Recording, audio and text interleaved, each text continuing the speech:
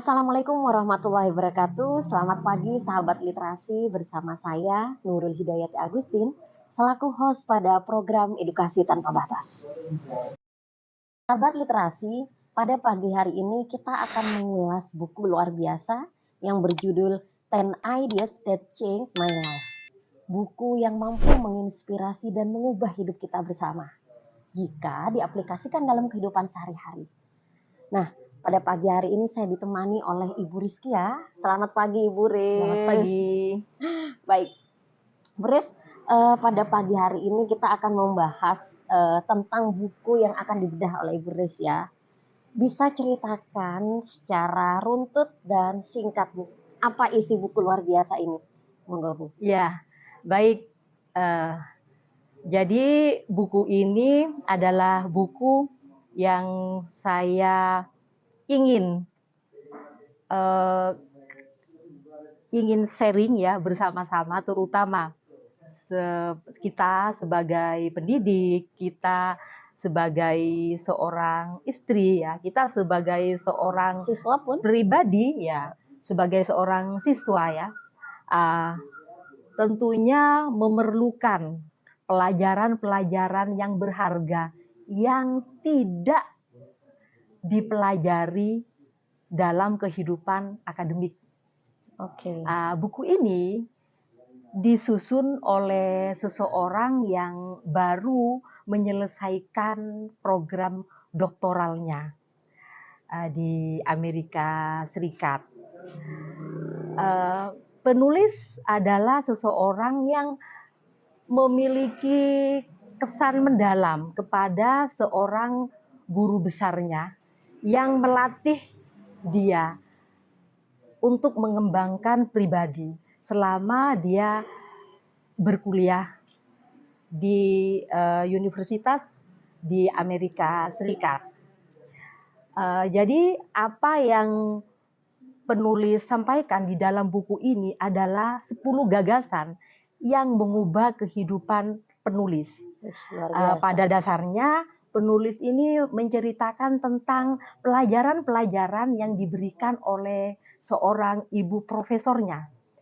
Namun yang dipelajari di situ tidak semata-mata apa yang diajarkan oleh profesor dalam kelas pengembangan pribadi. Namun penulis lebih menekankan kepada bagaimana seorang profesor itu memberikan pelajaran-pelajaran kepada murid-muridnya tentang bagaimana beliau menjalankan kehidupan, terutama bagaimana beliau dalam berjuang keras dalam menghadapi kehidupannya yang mulai sejak kecil sampai beliau dewasa yang mengalami banyak kesulitan sekali. Luar biasa ya Bu ya. Saya saja dari pengantar Bu Riz ini merinding Bu. Karena saya penasaran 10 gagasan apa yang bisa menginspirasi si penulis sehingga yang bisa juga kita aplikasikan bersama di sini. Mungkin satu persatu ya Bu, kita akan bahas Bu. Baik. Yang pertama itu adalah pelajaran tentang tanggung jawab pribadi. Jawab pribadi. Ya, yang dipelajari pertama di dalam kelas pengembangan diri ini adalah pelajaran mengenai tanggung jawab pribadi. Intinya, setiap orang memiliki tanggung jawab dalam mencapai cita-cita mereka di dalam kehidupan. Ketika seseorang memiliki keinginan, maka ia harus bertanggung jawab untuk merealisasikan keinginannya tersebut. Seorang profesor tadi yang menginspirasi penulis, beliau menceritakan tentang kesulitan-kesulitan kehidupannya sejak kecil, sehingga beliau memiliki tergugah untuk mengubah kehidupannya. Apa yang beliau alami menjadi hal-hal yang terumit, namun disitulah letak tanggung jawab. Beliau tergugah untuk bertanggung jawab dalam mengubah kehidupannya. Wah, luar biasa Ibu Profesor itu. Baik Bu, poin nomor 2 Bu. Selanjutnya gagasan yang kedua itu pelajaran tentang kehebatan pribadi. Setiap pribadi, semua dari kita pasti memiliki kehebatan-kehebatan. Berarti kita hebat ya Bu ya? Iya, kehebatan itu muncul apabila kita mengalami permasalahan, kita mengalami kesulitan-kesulitan di dalam kehidupan kita. Sehingga apapun kesulitannya, apapun masalahnya, kita harus hadapi. Dengan cara menghadapinya, kita akan terdorong untuk berjuang.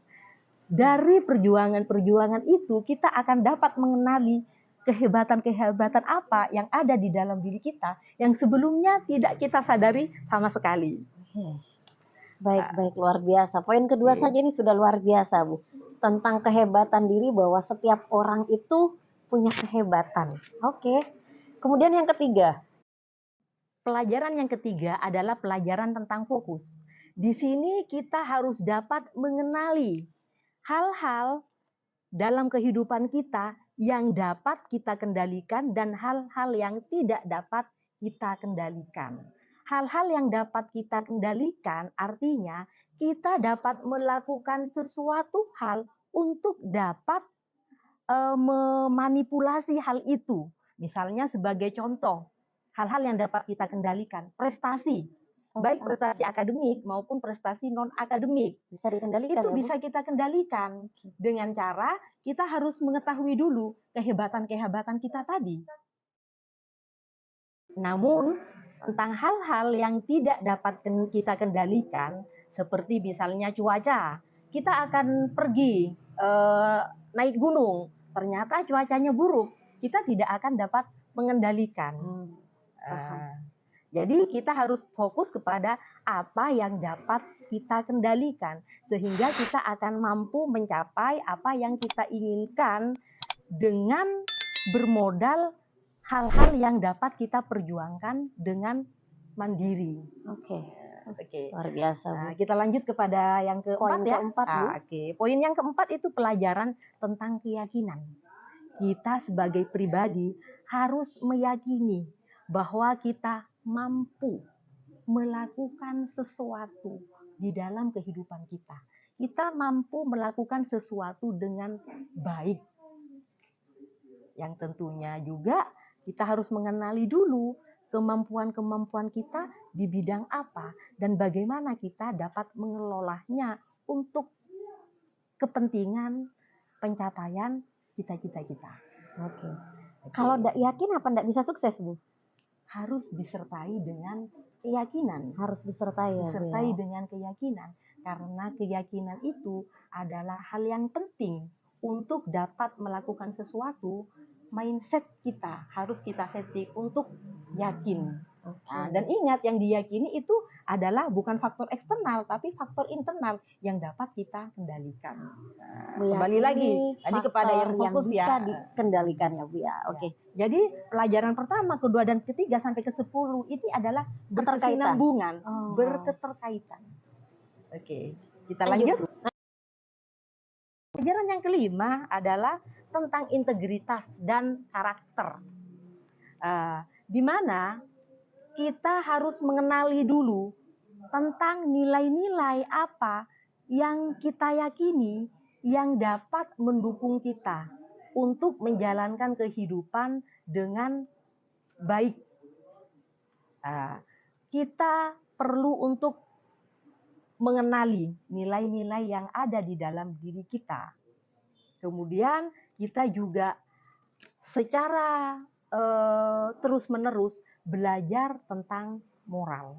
Jadi nilai moral merupakan suatu pelajaran yang harus kita pelajari dan kita amalkan di dalam kehidupan sehari-hari. Dan pada waktunya nanti ketika kita belajar suatu nilai, maka nilai-nilai tersebut akan dapat kita uji. Apakah nilai yang sudah kita pelajari dan kita terapkan dapat sesuai dengan apa yang kita jalani selama ini. Apalagi seorang siswa ya yang sedang belajar, tentunya nilai-nilai pribadi yang akan mereka kembangkan ini perlu untuk mereka uji. Nah, baik. Ini sudah poin kelima. Jadi dari 5 poin ini, Bu, yang paling menarik nih bagi saya ini itu adalah tentang keyakinan. Selanjutnya pelajaran yang keenam adalah pelajaran tentang ketekunan. Kita menjadi seseorang yang tekun. Ketekunan itu adalah hal yang terpenting. Ketekunan melebihi dari kecerdasan, melebihi dari IQ, melebihi daripada apa yang kita miliki, kepandaian yang kita miliki. Berarti sehebat apapun kita, kalau kita tidak tekun, tidak bisa sukses kalau ya, Bu kita ya? bermalas-malasan, kita tidak akan mencapai apa yang kita cita-citakan. Oh, baik, Bu. Luar biasa. Lanjut, Bu, poin ke-7. Poin yang ke-7 itu adalah pelajaran tentang tujuan. Nah, di sini kita di dalam kehidupan perlu untuk memiliki tujuan.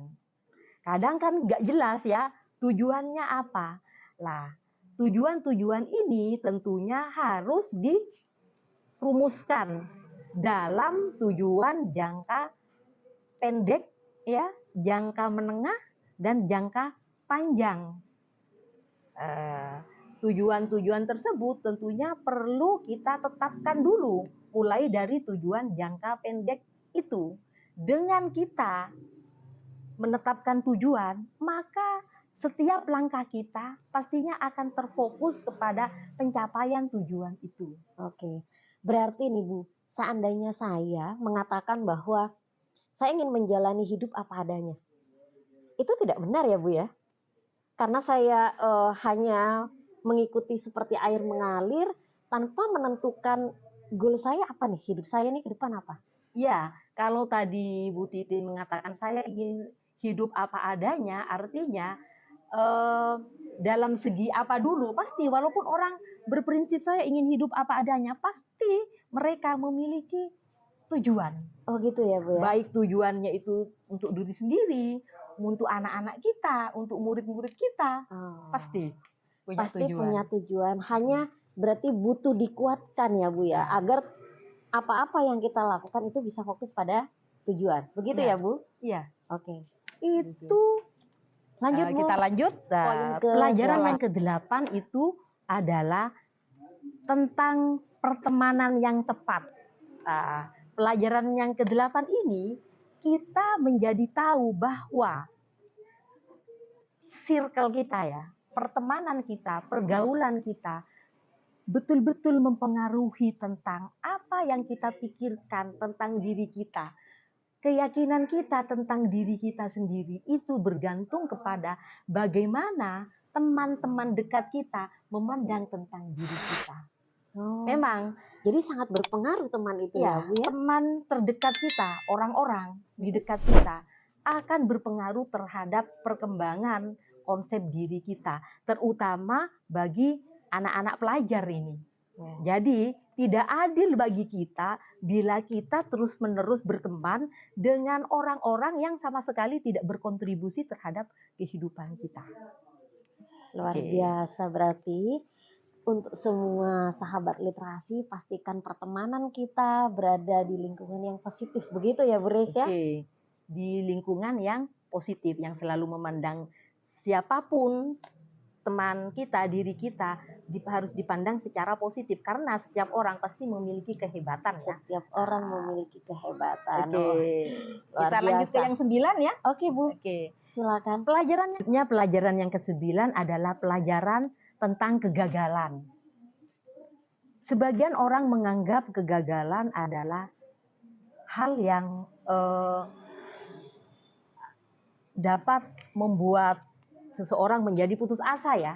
Namun kegagalan di sini akan membuat kita belajar bahwa kegagalan-kegagalan yang kita alami ini akan memicu kita untuk terus berjuang sampai kepada kemampuan kita yang maksimal. Kegagalan adalah kegagalan sementara yang nantinya di waktunya nanti kita akan memperoleh keberhasilan jika kita menganggap kegagalan itu merupakan hal-hal sebagai pemicu kita untuk terus berjuang lebih keras lagi. Berarti benar ya Bu ya, jika ada istilah kegagalan adalah kesuksesan yang tertunda. Betul ya Bu ya? Betul sekali. Oke. Berarti fakta ini ada, karena kan ini berdasarkan cerita pribadi ya Bu Iya. ya? Seorang profesor ya, ibu profesor ini, beliau mengalami penindasan sejak kecil. Ya Allah. Ya, sejak kecil. Sampai ia menemukan yang tadi dikatakan kehebatan-kehebatan di dalam pribadinya, dari peristiwa-peristiwa yang besar, yang menyedihkan, yang telah ia alami, maka ia memiliki kekuatan dalam perjalanan hidupnya itu, sehingga ia menjadi seorang ahli yang juga mengangkat kisah-kisah kehidupannya sebagai pelajaran untuk bukan hanya dirinya sendiri, namun di kelasnya, ya, di kelas-kelas pengembangan pribadi yang ia rancang, beliau bagikan untuk para mahasiswanya. Baik, berarti Ibu Profesor ini beliau memberikan contoh nyata terkait kegagalan-kegagalan yang beliau dapatkan yang nantinya ternyata berdampak pada kesuksesannya ya Bu ya? Iya. Luar Jadi biasa pelajaran ini. hidup ya. Pelajaran hidup, oke. Di situ beliau menjadi seorang ahli, khususnya spesialisasi di dalam pengembangan pribadi. Yang kelas-kelas yang beliau pegang itu tidak hanya untuk mahasiswa-mahasiswa di tempat beliau mengajar. Bahkan mungkin di kelas-kelas di luar kampus ya Bu ya? Di luar kampus juga. Untuk mengikuti kelas beliau tersebut, antriannya panjang sekali. Karena emang beliau membawa nilai pada setiap aktivitasnya yang mencerminkan 10 gagasan ini ya Bu. Tinggal satu gagasan lagi Bu. Selanjutnya gagasan yang terakhir ini ya, pelajaran yang terakhir itu adalah memantapkan tekad untuk mengambil tindakan dalam merealisasikan tujuan-tujuan hidup kita. Jadi apa yang tadi dipelajari mulai dari pelajaran pertama hingga pelajaran ke-9 itu harus bukan hanya kita pelajari, namun betul-betul akan kita realisasikan, akan kita buktikan melalui aksi nyata tindakan-tindakan kita di dalam kehidupan sehari-hari ya. 1 sampai 9 itu betul-betul kita implementasikan di dalam kehidupan sehari-hari kita. Oke, luar biasa sahabat literasi. Apa yang disampaikan oleh Ibu Rizkia terkait 10 gagasan yang mengubah hidup penulis ini ternyata tidak hanya bisa mengubah hidup penulis, namun juga mampu mengubah hidup kita bersama ya Bu ya. Semoga seandainya dijalankan semua. Mengambil pelajaran dari 10 poin ini semua. Oke. Menurut Bu Riz, dari 10 poin ini, karena kita mau berubah kan butuh bertahap ya Bu ya. Nah, yang paling harus kita lakukan sesegera mungkin. Kira-kira poin yang mana nih? Dari 10 ideas ini. Contoh nih saya yang masih merasa remaja melulu gitu ya, seperti mereka yang di depan. Jadi apa nih yang perlu diubah gitu kan? Yang pertama kali perlu saya lakukan. Gitu. Saya mulai dari siswa dulu. Sebagai siswa ini yang poin penting sebagai permulaan adalah pelajaran yang ke-8, yaitu carilah pertemanan yang baik. Di mana anak-anak sekolah ini kan masih pembentukan konsep diri ya. Betul. Konsep diri positifnya, maka circle yang mereka miliki selama ini itu betul-betul akan berpengaruh apa yang akan mereka lakukan untuk masa-masa kehidupan yang akan datang. Ini dapat menentukan sekarang. Namun untuk kita Ibu, Saya kira semua penting ya, semua penting. Tergantung kita ada pada level apa sekarang. Nah, misalnya kita dalam hal mengerjakan pekerjaan kita gitu ya, sebagai guru, kita harus menciptakan lingkungan yang baik yang dapat mendukung konsep diri positif kepada siswa-siswa kita.